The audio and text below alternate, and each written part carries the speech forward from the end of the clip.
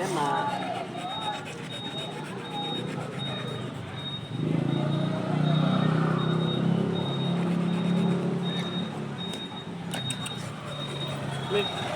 Gemma. Gemma. Oh.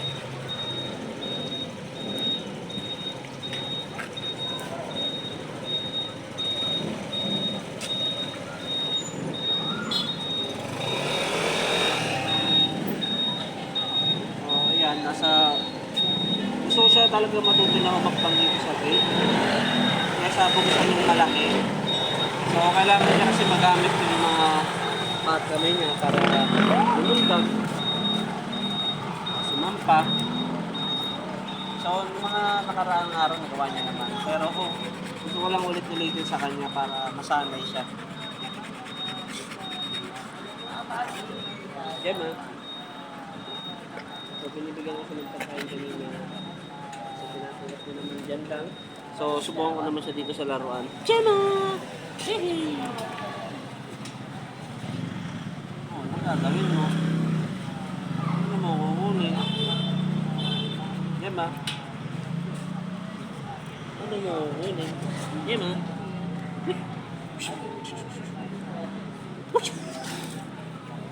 Gemma? Hehehe! So, gusto ko kunin niya yung laruan. Matutunan niyang humakbang. Para hindi ko na siya pipilitin pa na lumabas o hihikain ko.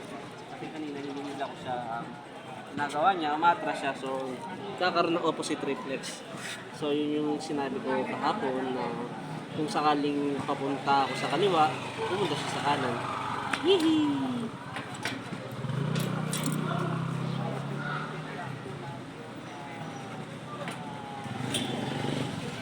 Pansin niyo yun, ginagamit niya yung kamay niya. So, nag-iisip siya kung paano niya to, paano niya to kukunin. So, kailangan makuha niya yan. That's good though.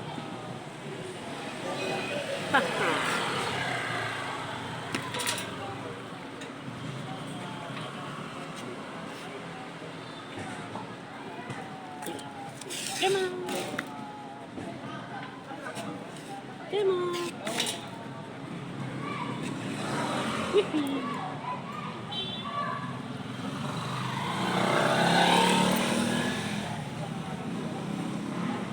So, para mas safe, yan, ganyan ko siya hawakan.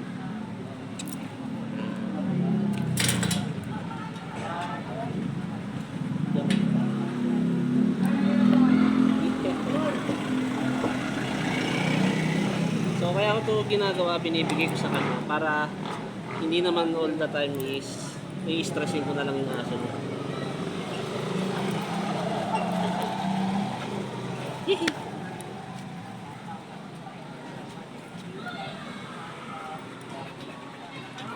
What?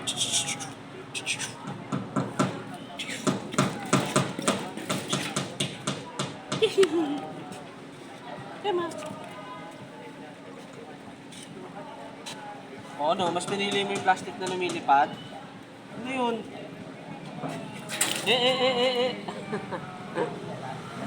Wala, di mo yun pwede kunin. Gemma. So, nagkaroon siya ng option. Mas pinili niya yung lumilipad na plastic. Kasi sa laruan na pinapakuha ko. Gemma.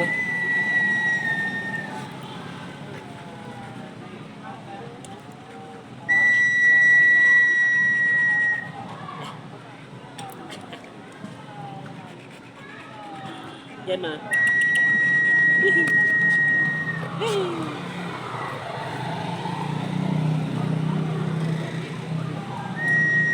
So, kung ganyan, ayaw talaga ng aso na lumabas. Wala akong ibang option.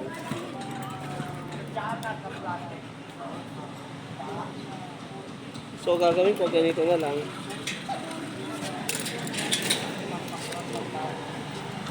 So, ginagamitan ko ng persa yung aso nyo na sumampa.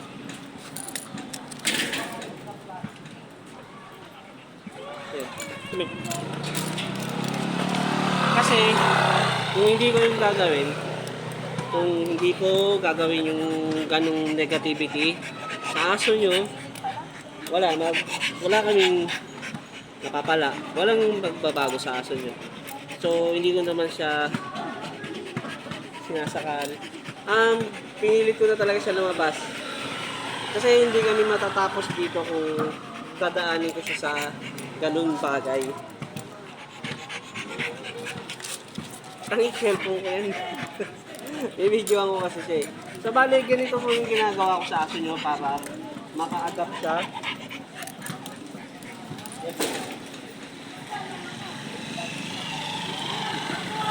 Yan o.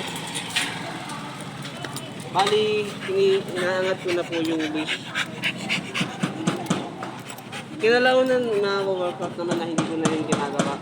Sa una lang, pwede ko yun gawin kasi optional naman yun. So, nilalaro ko siya ng laruan, ayaw niya, tinidedma niya. Pangalawa, naglalaro kami ng laruan niya.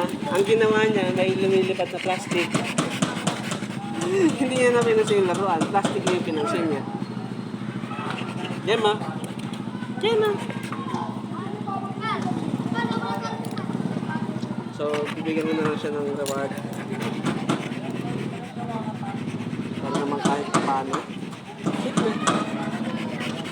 Yan. Yan. So, hindi rin siya masyadong lumilingon sa akin. Sit. Sit mo na. Ano naman na kayo? Sit.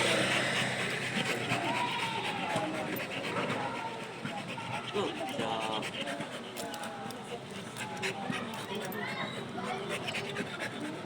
Wala naman eh. Naghahanap ako ng ibang way na gagawin bago yung ganun. Isa. So, ulitin ko lang po ulit. Yan.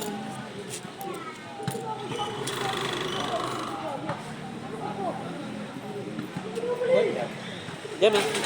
Come here. Come. Dali. Nice.